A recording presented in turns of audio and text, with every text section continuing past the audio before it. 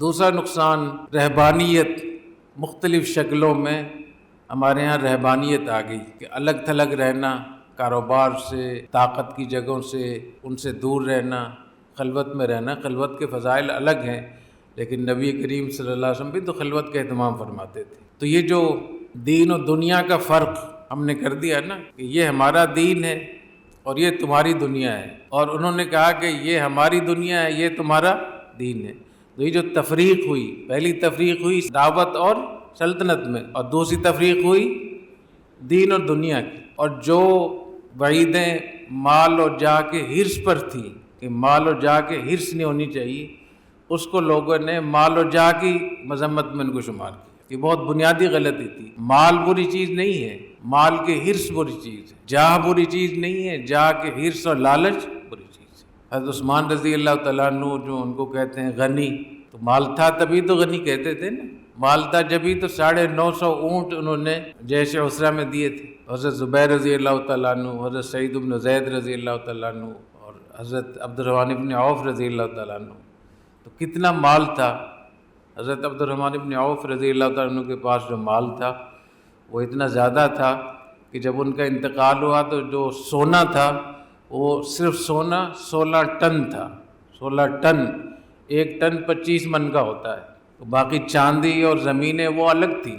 زبیر رضی اللہ تعالیٰ عنہ کا جو ترکہ تھا، آپ صحیح بخاری میں آپ پڑھیں گے باب برکت الغازی فی مالی حیا و میت، 6 کروڑ درہم تھے ان کے ترکے میں۔ سعید بن زید یا طلحہ بن عبید اللہ، حضرت طلحہ کا غالباً ہے، تو ان کے پاس کتنا مال تھا؟ 100 اونٹ سونا تھا ان کے پاس۔ بعض روایات میں 200 اونٹ کا ذکر آتا ہے، بعض میں 300 اونٹ۔ ایک اونٹ کتنا وزن اٹھاتا ہے؟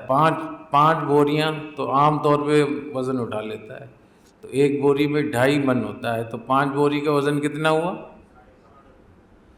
اس کو 100 میں ضرب دیتے ہیں اور 200 میں ضرب دیتے ہیں، 300 میں ضرب دیتے ہیں۔ تو یہ بہت بڑی غلط فہمی کہہ لیں اس کو کہ مال اور جاہ کی حرص کی جو مذمت تھی اس کو ہم نے مال اور جاہ کے اوپر لگا دیا۔ اس لیے کوشش ہوتی ہے کہ نہیں بھی ہم تو نہیں لیں گے، ہم نہ کسی بڑی جگہ پہ جائیں گے، نہ بیوروکریسی میں جائیں گے، نہ اسٹیبلشمنٹ میں جائیں گے، نہ فوج میں جائیں گے، ہم تو بس اللہ کریں گے۔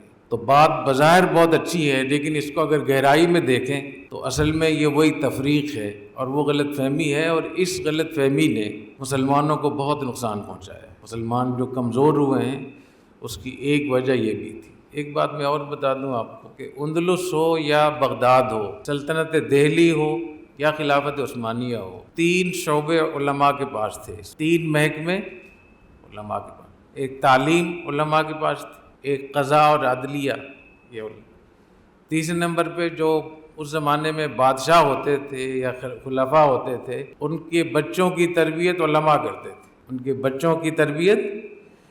تو جس کے ہاتھ میں بادشاہ ہو یا وہاں کی بیوروکریسی کی اولاد ہو، عدالتی نظام اس کے ہاتھ میں ہو، تعلیمی نظام اس کے ہاتھ میں ہو، تو پھر بھی اگر مسلمانوں کو زوال ہو رہا ہے تو اس کا مطلب یہ کہ جہاں ہم حکمرانوں کو کہتے ہیں کہ یہ ذمہ دار ہیں، وہاں کچھ ہماری ذمہ داریاں بھی ہیں۔ اور میں یہ بار بار کہتا ہوں کہ جو ہم کہتے ہیں کہ ہم بہت اچھے تھے، انگریزوں نے آ کر ہمیں خراب کیا، تو ایسا نہیں ہے۔ ہم خراب ہو گئے تھے، اس کے بعد انگریز آئے اور انگریزوں نے دیکھا کہ ان پر تو قبضہ ہو سکتا ہے۔ وہ تو تجارتی کمپنی تھی، ایسٹ انڈیا کمپنی ایک تجارتی کمپنی تھی، اور اس کے بعد ہماری عزتیں، ہمارے ناموس، ہمارا دین، دنیا، ہماری نسلیں، پورا نظام کس طریقے سے برباد تباہ ہوا۔ تو آپ لوگ اس بات کو سمجھیں کہ نبی کریم صلی اللہ علیہ وسلم کا یہ جو دین ہے یہ پٹنے کے لیے اور مغلوبیت کے لیے نہیں آیا ہے، اس نظام کو قائم کرنا ہے۔ اقامت دین ہم پہ لازم ہے، اگر اس کو نکال دیں گے تو پھر ہماری عزتیں لٹتی رہیں گی۔